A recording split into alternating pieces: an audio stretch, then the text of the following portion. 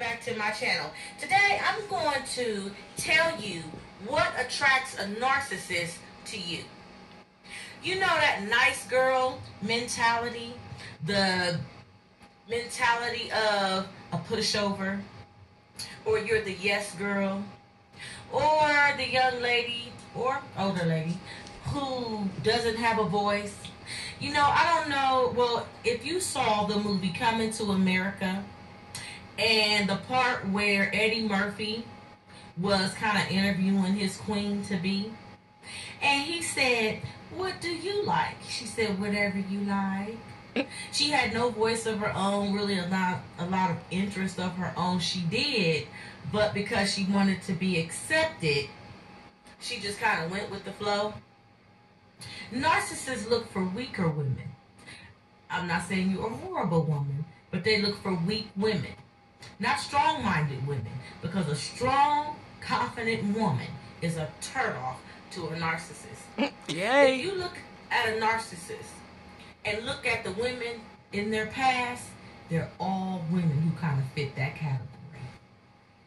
It does not pay to be a pushover. You attract all the wrong people in your life. I remember, and I'm going to say this too, I was a really nice girl. I was a nice girl. When I say nice, really nice. Years ago, I was nothing like I am today. I don't, you don't get away with it. I was nice too. But Too nice. I've been through hell, and it changed me. But I was the nice girl. I was really a sweet person. My problem was, he even told me how nice I was. I was so nice.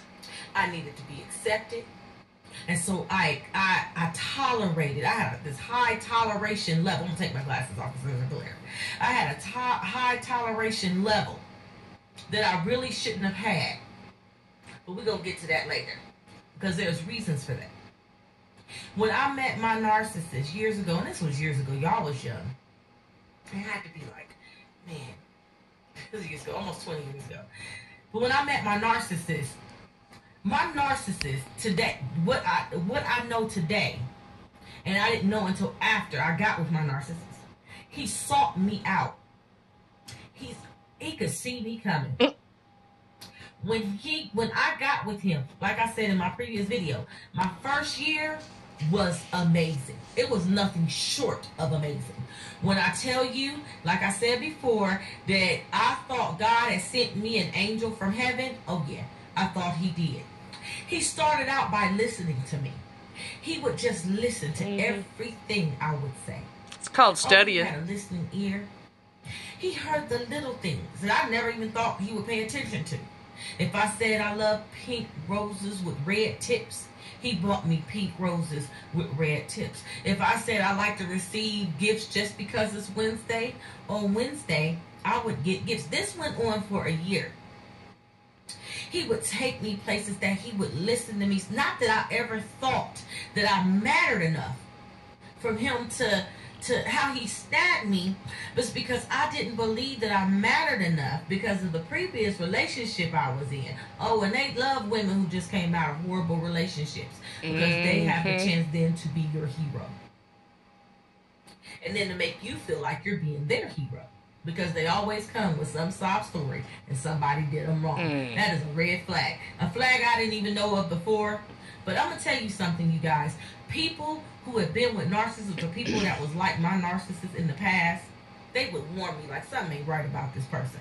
My mother would warn me. She said, I don't know what it is about him, and he's doing all this good stuff for you, but something ain't right about this person. Yeah, she did.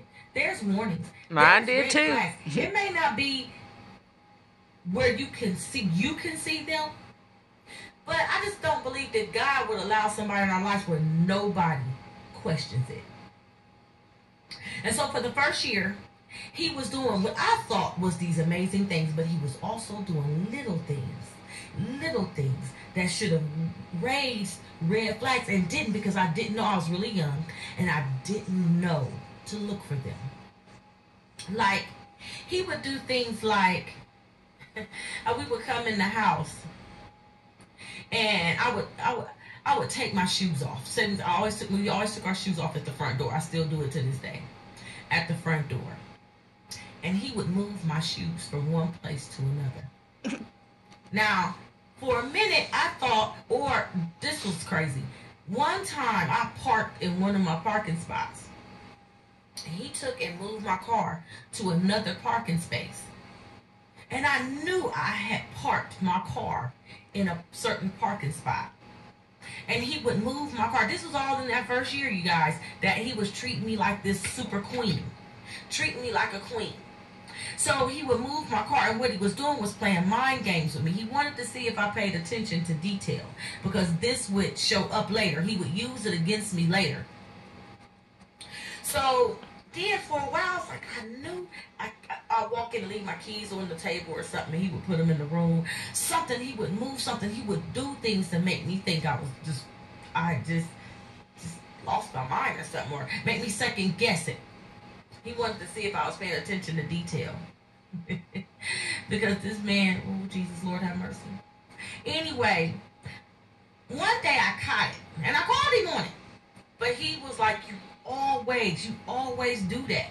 Why would I do this? Why would I move your keys? Why would I do this? And why would I do that? And I start thinking, like, I do forget a lot. I be so busy, because mind y'all, I had 7 kids. Now, let me tell you this. So I had kids. This man came into my life, and not only did he take care of me, he took care of my children. He took care of my mother. I moved. This man furnished my whole house, and not with just little things. Nice things. Nice things.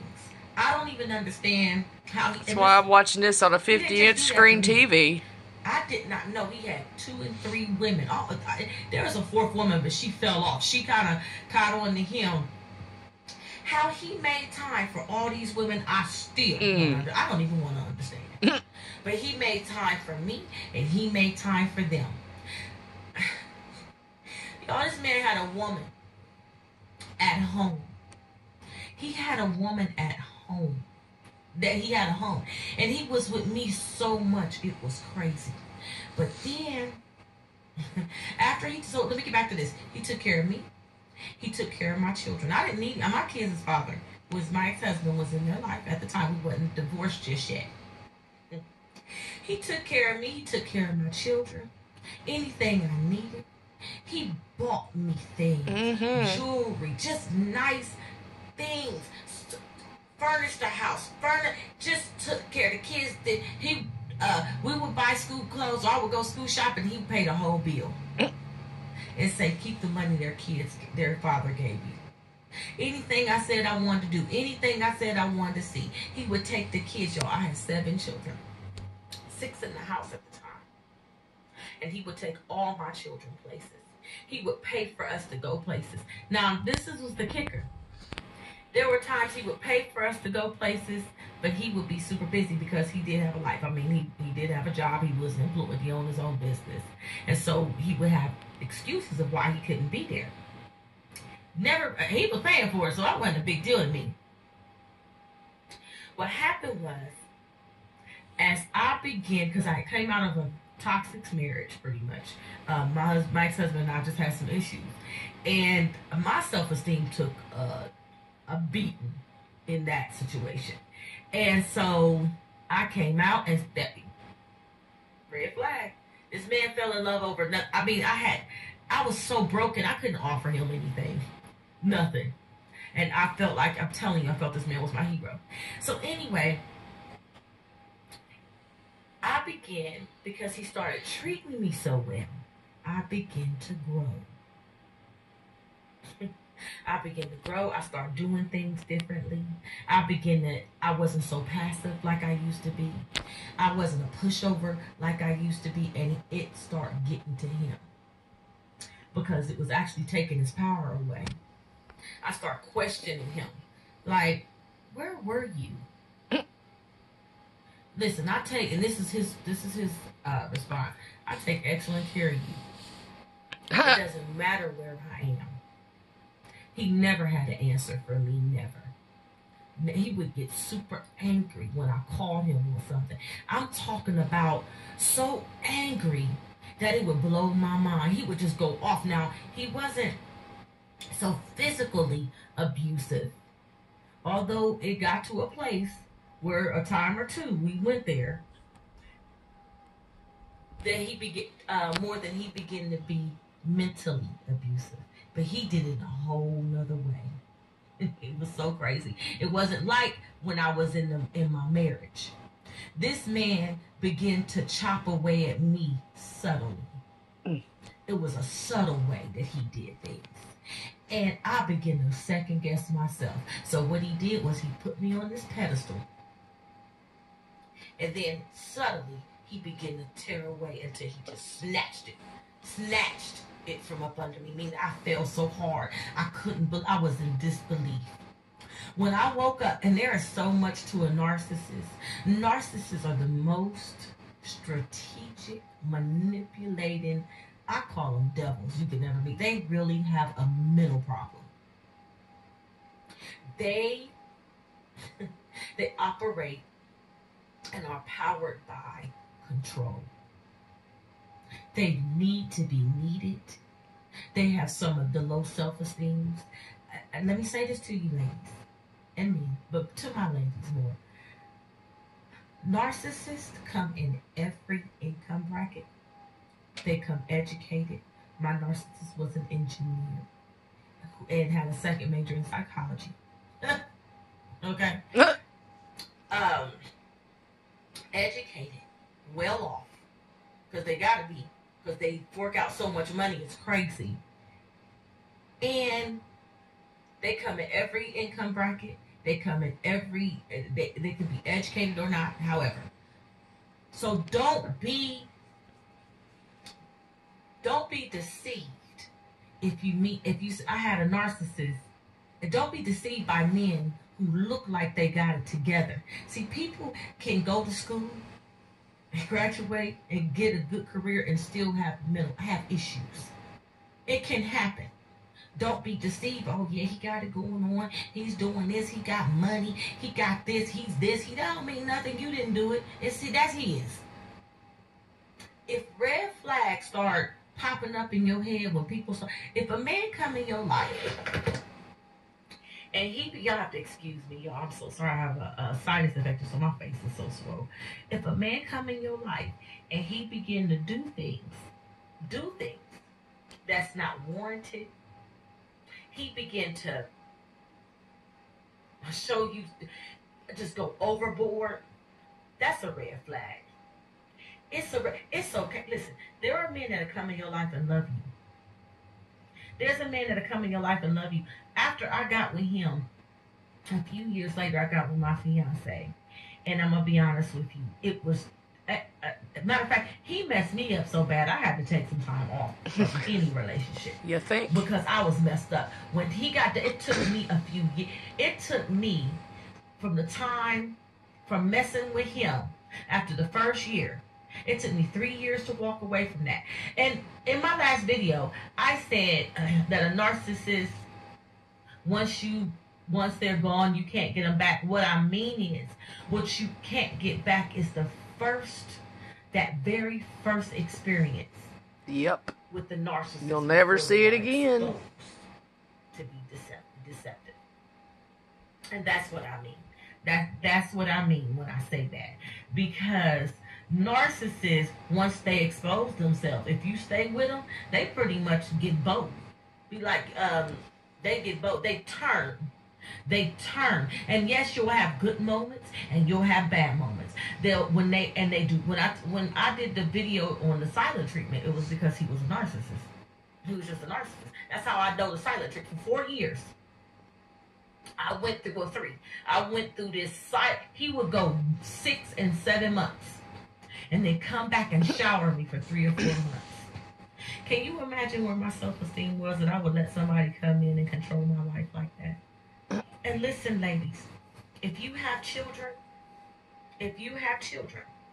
don't let your children get the strength to leave people alone.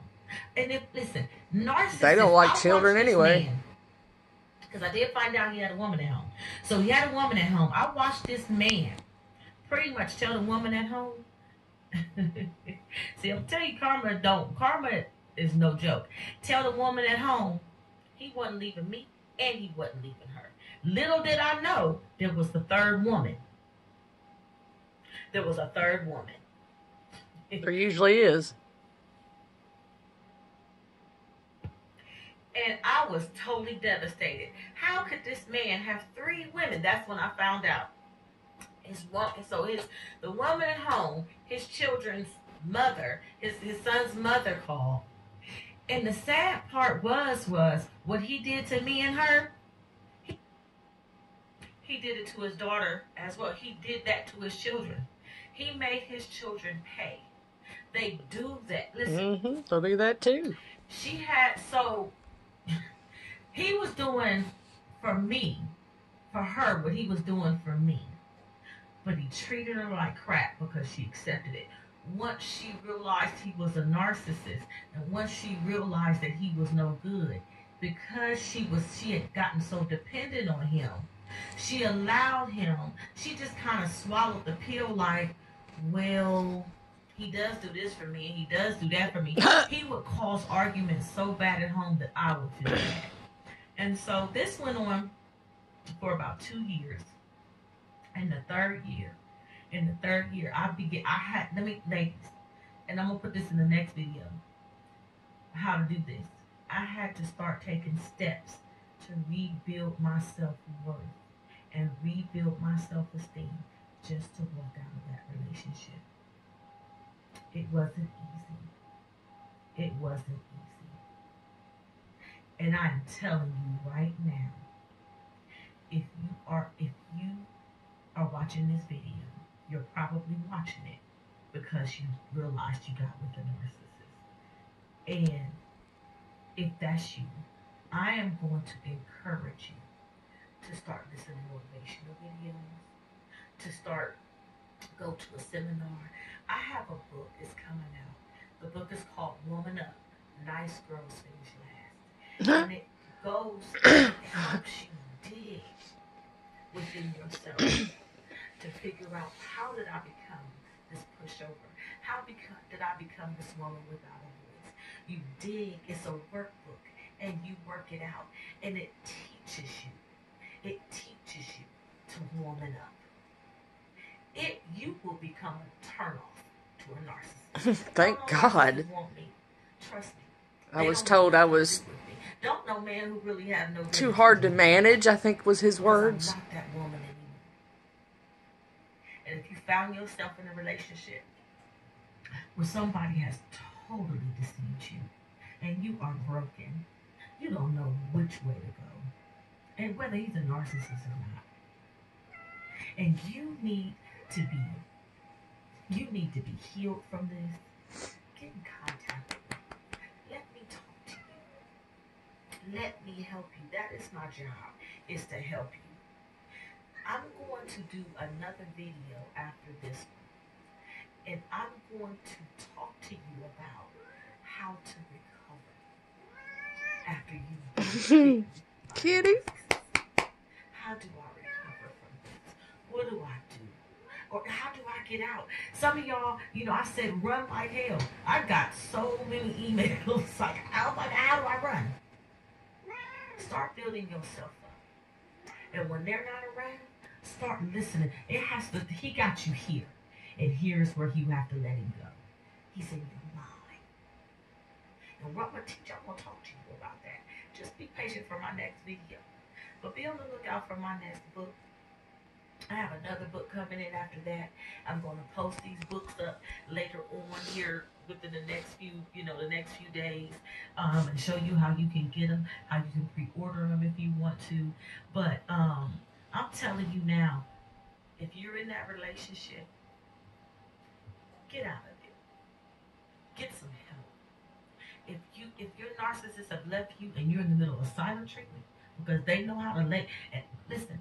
If a narcissist has laid you down, it's because he had to go pick up his next prey. I'm telling you. I can promise and guarantee. Oh, no, he's not doing nothing. Okay.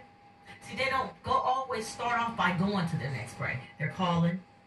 They're emailing. They're just showing up. They're being to them what the last person wasn't. So they think. It's like a snake.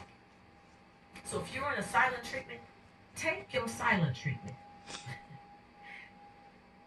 as the moment to rebuild and to grow. So when that narcissist come back, you don't even want to know. Because he never loved you. And I'm going to say that. It looks like he was, oh, my narcissist loved me. No, he didn't. Narcissists don't love. They got a problem. They have a mental illness. Something's wrong. And they don't know how to love. They don't love themselves. So I'm going to do that next video. But listen, if you like this video, give it a thumbs up. And if you like my channel, subscribe to my channel. And listen, if you know somebody going through this, share this video. Share this video with them. Help somebody else come